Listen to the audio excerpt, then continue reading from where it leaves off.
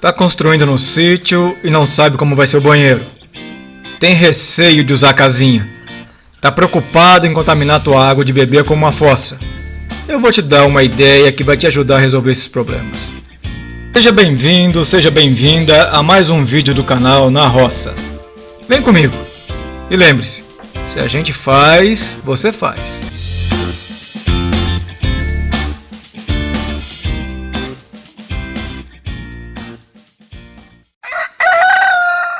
A gente imagina que a água não é o problema na região amazônica. Para a gente aqui, água pode ser um problema, seja pelo excesso, seja pela falta. Em Rio Branco chove anualmente perto de 2.000 milímetros. Isso quer dizer que num metro quadrado de solo são colocados anualmente 2.000 litros de água. As chuvas em Rio Branco são muito mal distribuídas.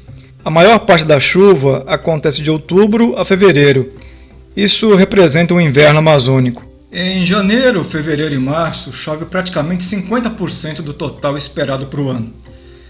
Isso dá mais ou menos 1.000 milímetros de chuva em apenas 3 meses. Essa quantidade de água em tão pouco tempo sempre traz uma série de inconvenientes.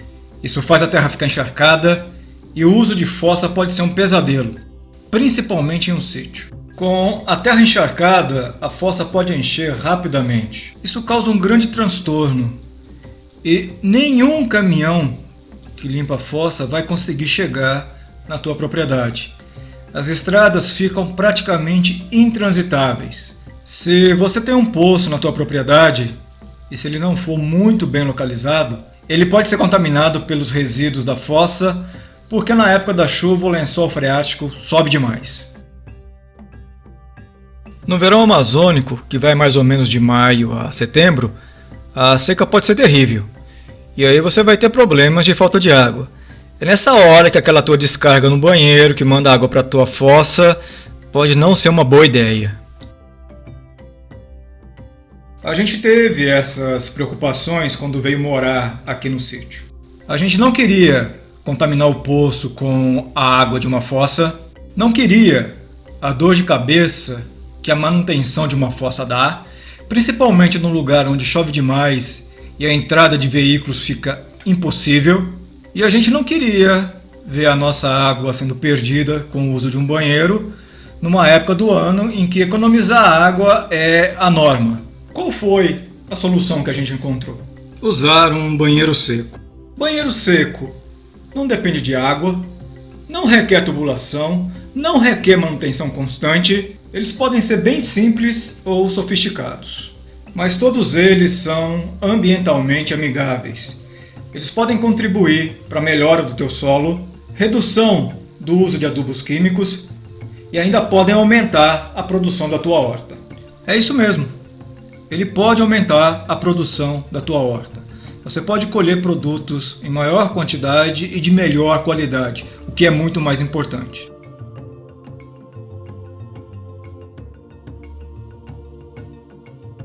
A ideia é transformar o material coletado no banheiro seco, fezes e urina, em um composto que pode ser usado de forma segura na produção de alimentos. Seria um ciclo produzido por você e sua família e que beneficiaria vocês e o ambiente em que vocês vivem. Isso não acontece em sistemas tradicionais de produção agrícola e também não vai acontecer se a opção for o uso de privadas escavadas, as casinhas, ou o uso de fossas. Você já usou uma casinha na roça? Deixa aí nos comentários qual foi a tua impressão. A compostagem com banheiro seco é possível porque a decomposição acontece em altas temperaturas, entre 70 e 90 graus, em um longo período de tempo. Esses dois fatores são suficientes para eliminar qualquer organismo patogênico que por acaso estivesse no composto.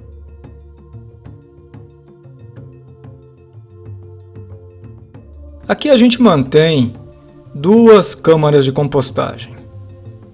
Elas começam sempre vazias e na câmara 1 a gente joga dejetos, qualquer dejeto orgânico, incluindo o material vindo do banheiro seco. Essa câmara 1 é cheia e depois de cheia ela é fechada. E ela fica fechada desse jeito por 1 ano. Fechou, a gente começa a encher a segunda câmara.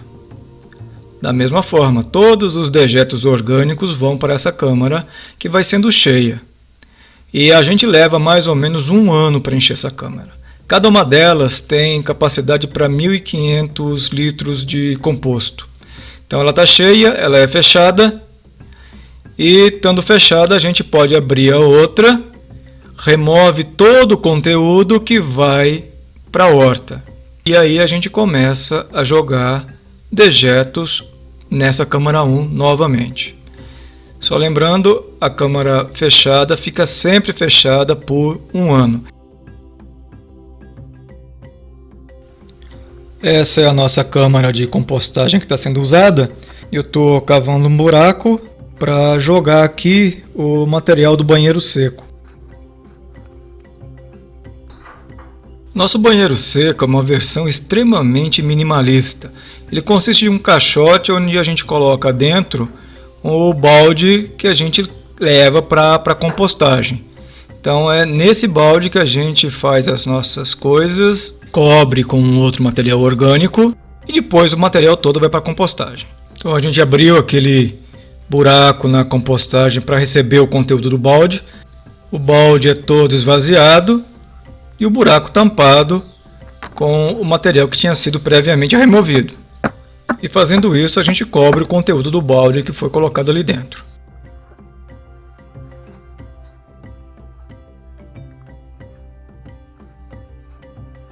Depois de lavar o balde, a gente não gasta mais do que 2 litros de água para lavar o balde. Esse escurecido dentro do balde é o resultado de 10 anos de uso. E não é o que você está pensando que escurece o balde, não. É o material que a gente usa para cobrir. Então a gente usou serragem por muito tempo e ela escurece qualquer balde. Então é um sistema extremamente econômico e viável. A gente usa banheiro seco aqui no sítio já há 12 anos, sem nenhum problema. Eu acho que foi uma solução fantástica. O balde então lavado é levado de volta para o lugar dele e no fundo é colocado o material que a gente usa para cobrir. Atualmente a gente está usando esterco de boi, mas pode usar serragem também, pode serra. O único detalhe, esse material não pode ser totalmente seco, porque se ele for muito seco ele não funciona. Isso quer dizer que teu banheiro vai ficar com cheiro de banheiro. As câmaras de compostagem ou composteiras podem ser feitas com madeira ou com alvenaria. Se for usar madeira, dá preferência por madeira não tratada, porque as tratadas normalmente têm compostos químicos que são problema, vão contaminar o solo do lugar onde você coloca o composto. Eu acho que isso não é bom. O ideal é que elas tenham capacidade para 1 metro cúbico, 1.000 litros. Com isso você consegue tirar por ano mais ou menos 700 quilos de composto. Com R$300 é possível você montar todo o sistema.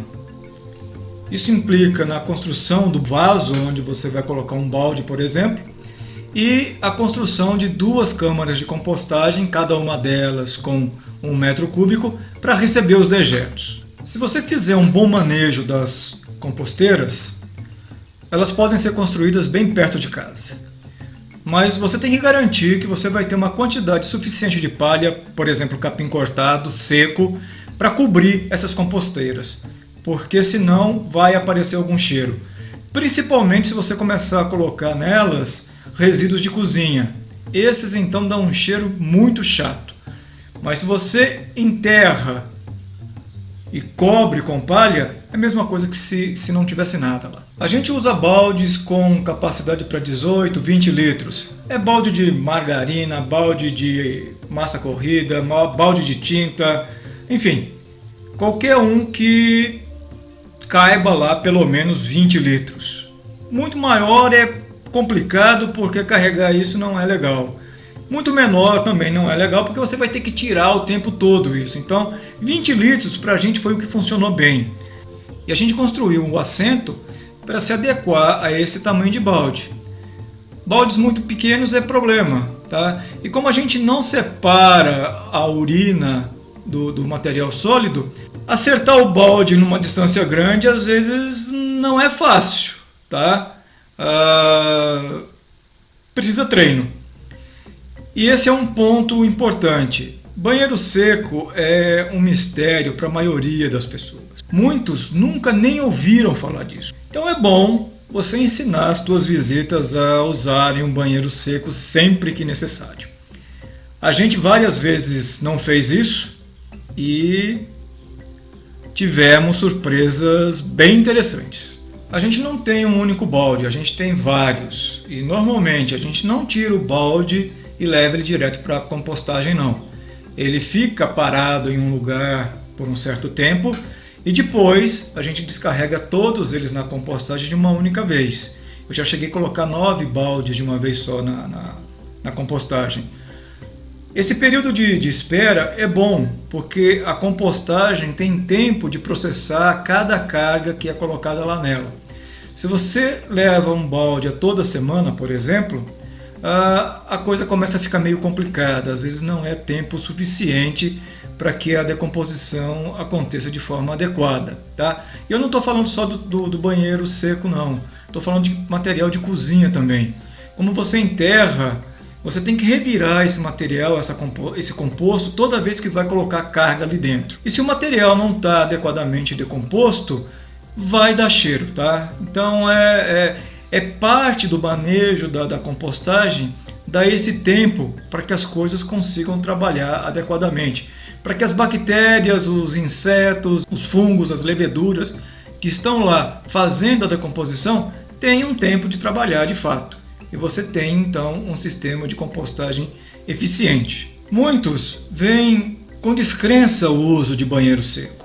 Eu mesmo tinha um monte de dúvidas quando a gente começou a usar. Tá?